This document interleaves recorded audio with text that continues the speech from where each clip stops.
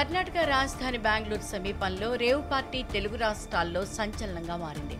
Electronic city సమీపంలోని BR farm house లో birthday party పేరుతో పెద్ద ఎత్తున రేవ్ పార్టీని నిర్వహించారు. హైదరాబాద్ కు చెందిన వాసు ఈ రేవ్ పార్టీ నిర్వహించినట్లు గుర్తించారు పోలీసులు.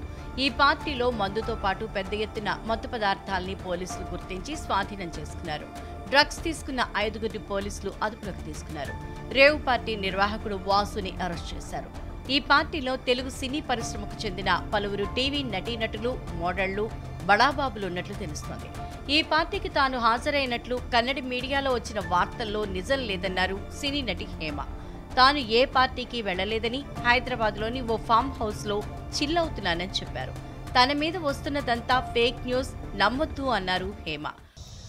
హాయ్ అండి, నేను ఎక్కడికి వెళ్ళలేదు, నేను హైదరాబాద్లోనే ఉన్నాను. సో ఒక ఫామ్ హౌస్లో ఎంజాయ్ చేస్తున్నాను, చిల్ అవుతున్నాను.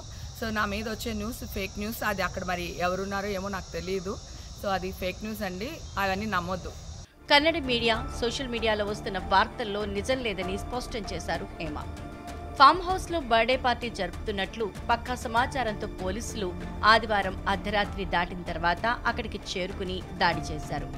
ఏపీ, బెంగళూరుకు చెందిన దాదాపు 100 మందికి పైగా పార్టీకి హాజరయ్యారు. వారిని పోలీసులు అదుపులోకి తీసుకున్నారు. పార్టీలో పలు రకాల డ్రగ్స్ వాడినట్లు గుర్తించి సీజ్ చేశారు.